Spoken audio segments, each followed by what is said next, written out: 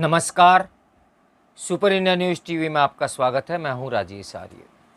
आइए देखते हैं आज का विशेष समाचार। झूठे नैरेटिव से लड़ने में नाकाम भाजपा। यदि भाजपा राहुल गांधी की विचारधारा से लड़ते हुए उन्हें रक्षात्मक नहीं कर पा रही है तो यह संकट का प्रमाण है।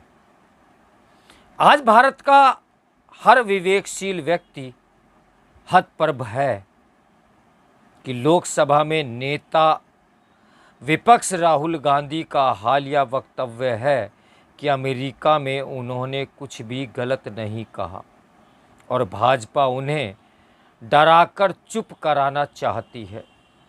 उन्होंने प्रश्न यह भी उठाया कि क्या हमको ऐसा भारत नहीं चाहिए जहां पर सिख बिना डरे अपने धर्म का पालन कर सके। कांग्रेस अमेरिका में दिए राहुल के वक्तव्यों के विरुद्ध कैबिनेट मंत्रियों और भाजपा नेताओं के बयानों को उनके विरुद्ध हिंसा भड़काने वाला बताकर जगह जगह प्रदर्शन कर रही है। कांग्रेस अध्यक्ष मल्लिकार्जुन खड़गे ने प्रधानमंत्री को पत्र लिखा और बयान दिया कि उन्होंने अपने साथियों के विरुद्ध कार्रवाई न करके एक प्रकार से समर्थन किया है। सामान्य स्थिति तो यही होती कि अमेरिका में राहुल ने जो कुछ कहा, जिनसे मिले, उसके विरुद्ध देश में प्रखर आक्रामकता दिखाई जाती। कोई नेता ऐसे भारत विरोधी बयान दे जिनमें विभाजनकारी शक्तियों को बल मिले, जिसका लाभ खालिस्तानी और भारत विरोधी उठाएं। वह घोषणा भारत विरोधियों से मिले, घोषित विरोधियों से मिलते रहें तथा गलती स्वीकारने के बजाय इसकी आलोचना करने वालों का विरोध करें और उसे समर्थन भी मिले, यह किसी भी हालत में सामान्य स्थिति नहीं हो सकती। इसे ही कहते हैं इकोसिस्टम और नैरेटिव तंत्र की शक्ति। केंद्रीय मंत्री रवनीत सिंह बिट्टू ने राहुल गांधी को सबसे बड़ा आतंकी कहा या गिरिराज सिंह ने हमला किया। उनकी भाषा से हमारी असहमति होगी, किंतु ये सब प्रतिक्रियाएं राहुल के विभाजनकारी, उकसाऊ और भारत की विश्व में छवि नष्ट करने के व्यवहारों के विरुद्ध है। बड़ी संख्या में आम आदमी बातचीत में राहुल के बयान पर ऐसी ही गुस्सैल प्रतिक्रिया दे रहा है और आश्चर्य की बात है कि भाजपा इतने बड़े मुद्दे पर राहुल के खिलाफ माहौल नहीं बना सकी। उसके उलट उसके नेताओं और मंत्रियों का बयान कांग्रेस के लिए मुद्दा बन गया और वह जनता के बीच जा रही है कि ये लोग राहुल की हत्या करना चाहते हैं। ये तो उल्टी दिशा में जलधारा को बहाना हुआ।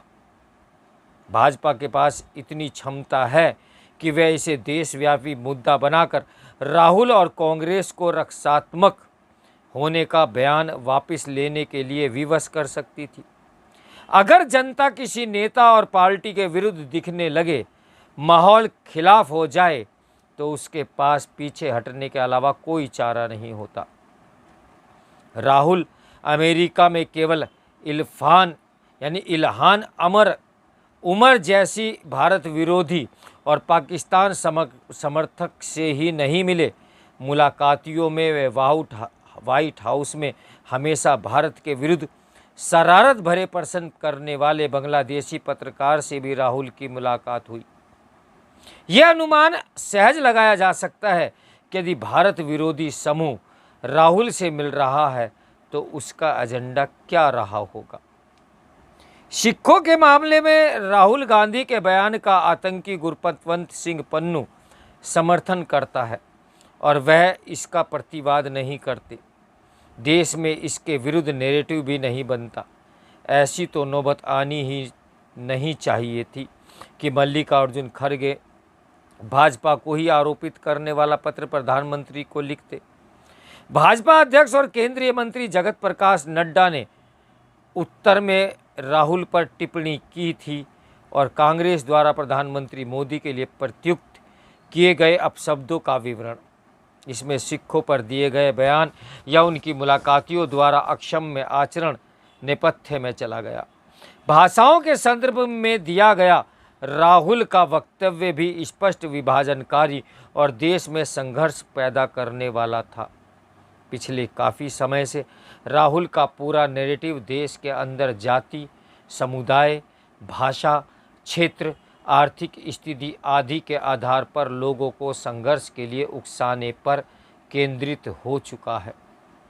भाजपा उनके विरुद्ध मीडिया में प्रतिक्रिया देती है। राहुल आगे बढ़कर कुछ और बोलते हैं, जिसे उनका इकोसिस्टम फैलाने में जुट जाता है। खुद को हिंदू कहने वाले हिंसा नफरत करते हैं। राहुल वाला भाषण हिंदुत्व विचारधारे वाले सभी संगठनों, उसे मानने वाले व्यक्तियों के विरुद्ध उनके अभियान का खतरनाक हिस्सा था और अमेरिका का उनका वक्तव्य उसी का विस्तार था।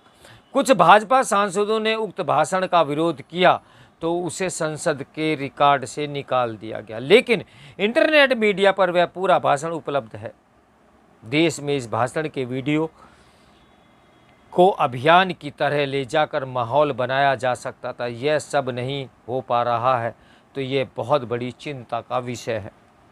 अगर भाजपा सरकार में होते हुए राहुल और उनकी विचारधारा से लड़ते हुए उन्हें और उनके पूरे इकोसिस्टम को रक्षात्मक होने को विवश करते हुए नहीं देख रही है तो ये असाधारण संकट का प्रमाण है।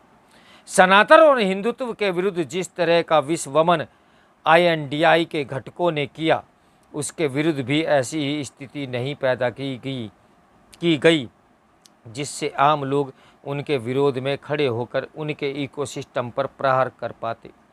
बौद्धिक क्षेत्र में जिस प्रखरता से इन विषयों को उठाया गया, उसका रत्ती भर भी असर राजनीति और संगठन के स्तर पर हुआ होता तो माहौल दूसरा होता। भाजपा के पास तो इस पूरे सोच का तथ्यों के साथ खंडित करने का ठोस आधार है। उदाहरण के लिए तमिल भाषा के विकास, तमिल विद्वानों का वैश्विक सम्मान तथा अन्य भाषाओं के साथ उसके समागम के जितने कदम मोदी सरकार ने उठाए उतने किसी ने नहीं उठाया। इसी तरह भारत की सभी भाषाओं में प्रोफेशनल शिक्षा देने की नीति पहली बार बनी, फिर भी भाजपा अपने विरोधियों को बेनकाब नहीं कर पा रही है। इसकी अनदेखी नहीं की जा सकती कि गलत नैरेटिव से भ्रमित होकर उसे सही मानने वालों की संख्या बढ़ी है और लगभग लोकसभा 2024 का परिणाम इसका साक्षी है। तो आगे भारतीय जनता पार्टी क्या करेगी और क्या नहीं करेगी, ये तो सोचना पार्टी का काम है। तो मेरे साथ बने रहें सुपर इंडिया न्यूज़ टीवी की ब्रेकिंग न्यूज़ के लिए। नमस्कार, मैं हूं राजेश आर्य।